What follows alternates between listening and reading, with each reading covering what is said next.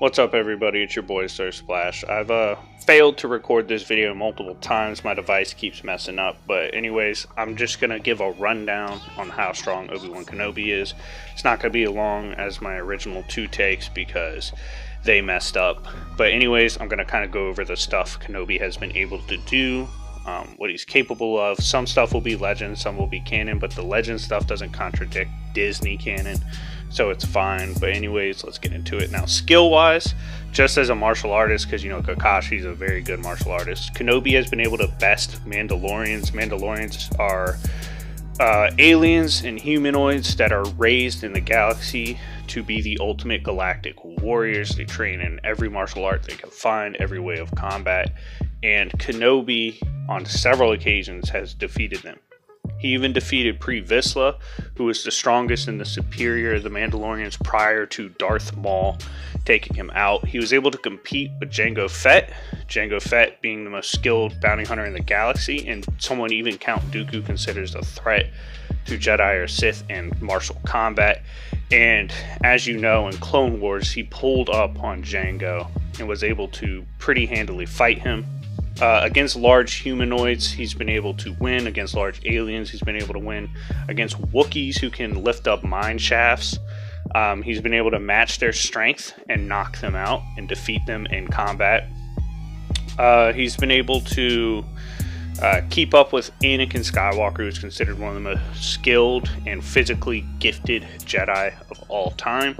And, you know, besides his martial arts skills, which are second to none, I guess we will get into his lightsaber skill in particular as a swordsman. Obi Wan Kenobi is one of the finest duelists in Star Wars history. In canon, definitely top 10, probably top 5. It's stated he mastered Ataru, which is the acrobatic aggressive form that Yoda uses, as well as Shicho, form 1, which is what Kit Fisto uses. However, he became the absolute pinnacle master of Sarisu, the defensive form. This form is when you focus your power into the blade, and your blade defense is essentially becoming a human shield and stopping every blow that comes in. So on top of this defense, he has a deadly plethora of offensive moves that allows him to attack, follow up, and destroy you.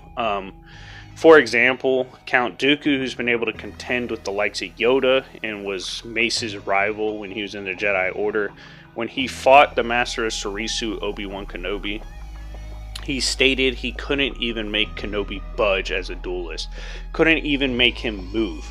That's how extreme the defense of Obi Wan Kenobi is. In fact, Mace Windu stated that Kenobi very well might as well be as good of a duelist as Mace Windu, who was able to beat Sidious. Do I think Kenobi could beat Sidious? No. Mace is stronger than Kenobi. However, Kenobi was able to go up against General Grievous, and Mace stated he was perfect for this role given how aggressive, how skilled of a fighter General Grievous was. General Grievous, in fact, has survived duels and encounters with Mace Windu before. So when he went up against Grievous, who was stated faster than any Jedi, Kenobi was easily able to contend with this, was able to knock him back. Wasn't the first time they fought either, but was able to outskill him, disarm him, and eventually beat him.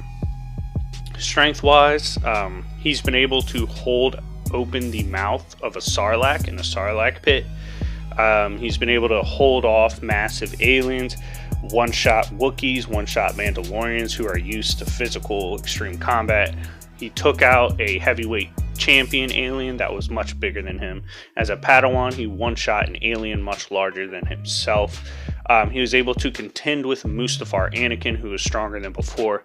This was actually confirmed by writers and workers on the movie. So I used to have a misconception that a lot of people had, that Anakin was weaker on Mustafar because of his distress, but actually they said it was a physical amp and that he was stronger because he was fighting in such a rage and such a fury. Kenobi was able to contend with this, take several blows from him, and get right back up.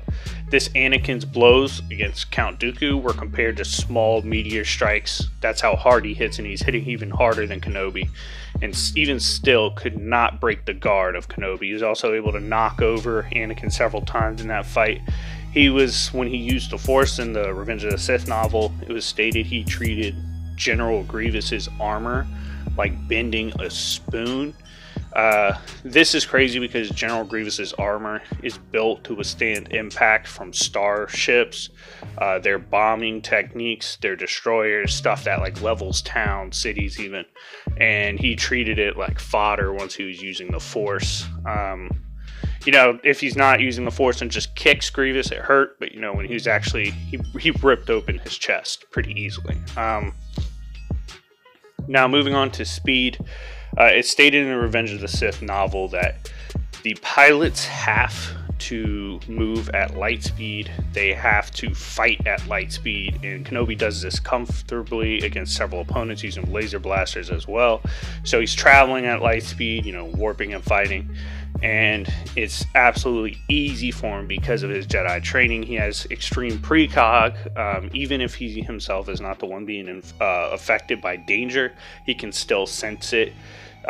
This would include the likes of when him and Anakin were bodyguarding Padme in the beginning of the Clone Wars movie, and they sensed that a slug had been dropped off to assassinate Padme in her room.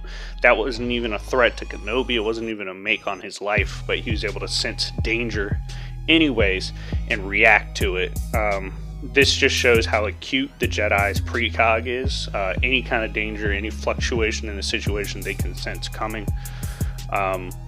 That's where you get the old adage, I sense a disturbance in the Force. So his precog is very good, especially when he lets the Force flow through him like he did against General Grievous. It's stated thousands of laser particle fire was hurtling towards him, and he was easily reacting, blocking, and even evading these blasts. And when he was fighting Grievous, it's stated because the Force was flowing through him, he wasn't using the Force, he was letting the Force use him, that I believe it's close to word for word, but he was not only fighting Grievous and anticipating what Grievous was doing at the time, he was also able to even anticipate down the road where Grievous would be and what Grievous would do.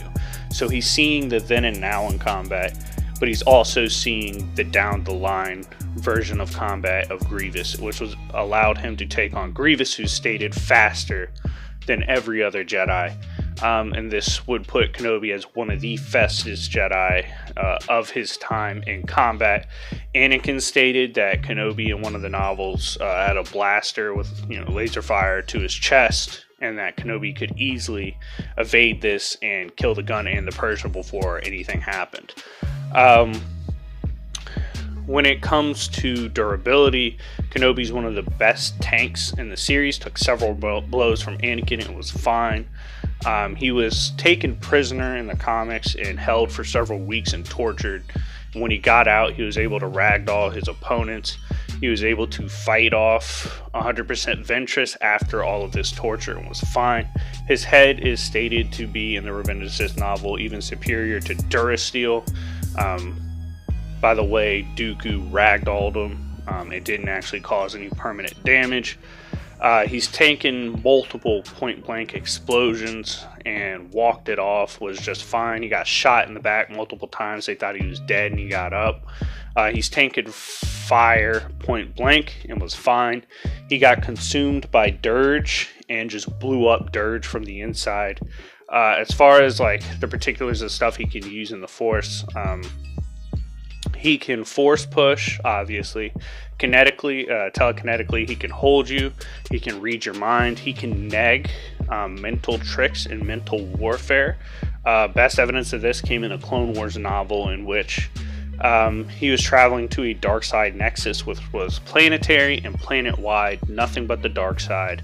And it was compared to hundreds of Darth Mauls attacking his brain. I believe this was Wild Space, by the way, as a novel if you want to go check it out, but it was compared to like hundreds of those attacking his brain, and he was already injured at the time.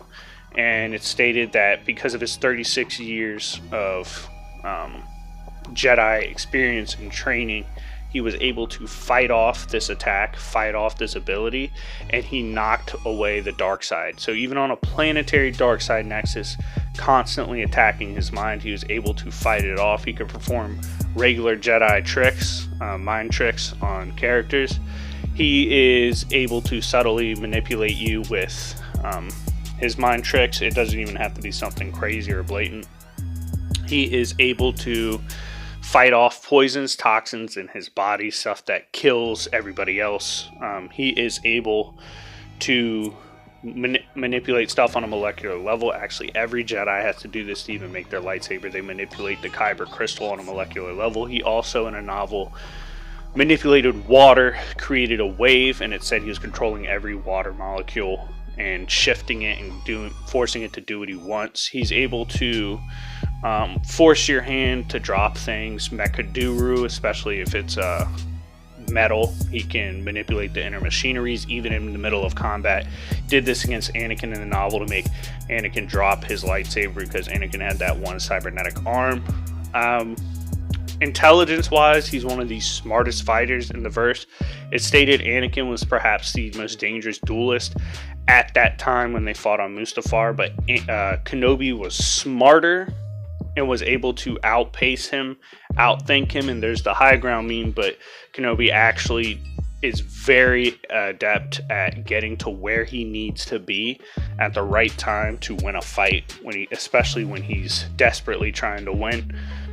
So yeah, there you go. He, you know, even regular speed, if you want to be like, oh, fighting in fighter spacecraft doesn't count, even though it says it's light speed. Thousands of laser particles he dodged, evaded, and blocked with no problem. He can sense energy change in the air as well on top of his precog and react to it. And he was able to, even in Clone Wars, way before he got massively stronger, he was able to block the incoming lightning from Dooku point blank. Did nothing to him. And this should be faster than regular lightning too, because they can easily block laser fire, but blocking this lightning is very hard. And it was stated in the novel that kind of lightning was unknown to the Jedi at that time. Lastly, I'm going to talk about Old Man Kenobi, how he's actually wildly powerful. It's stated in the novel, I think between Empire Strikes Back, Return of the Jedi, that Luke, after knowing Ben Kenobi and after knowing Yoda and their power, he stated they could take the Emperor and Vader pretty easily. Obi-Wan hadn't even fought for over a decade, and Darth Vader said in a blink of an eye, Obi-Wan Kenobi could easily kill him. Vader's one of the most skilled and powerful combatants in the verse, and Vader was not able to do anything to Old Man Kenobi. And Old Man Kenobi had to lower his guard in order for Vader to even win. So we don't even know who would have won that fight if they both, well, at least Kenobi was willing to go to the very end. And finally, one of the craziest feats Obi-Wan has comes from the Revenge of the Sith novel. It's stated he saw every potential future from the foresight within the Force, and the Force, as we know from novels and guidebooks, encompasses everything. Life, the Force encompasses life, time, space, all that. And he saw every potential future and every possible outcome, and he was to die to Anakin on Mustafar, but he won anyway. So he has resistance to fate, resistance to what's supposed to happen, and can change the outcome himself. This is also confirmed when Sidious was surprised Kenobi won. He said Kenobi wasn't supposed to win, which just solidifies what Kenobi said about the future, all possible futures, like aiming for him to lose. Yet, despite this, homeboy still won. Anyways, let me know what you guys think. If you want to see a prediction video on this battle, I can do that. If you want to see a debunk on the battle, I can do that as well. I don't think they will get either side right. I think they'll mess up both sides, and I already think this battle is stupid anyways. But anyways, thank you guys for watching. It's been your boy Sir Splash. Make sure to subscribe and comment, and I will see y'all later. Peace.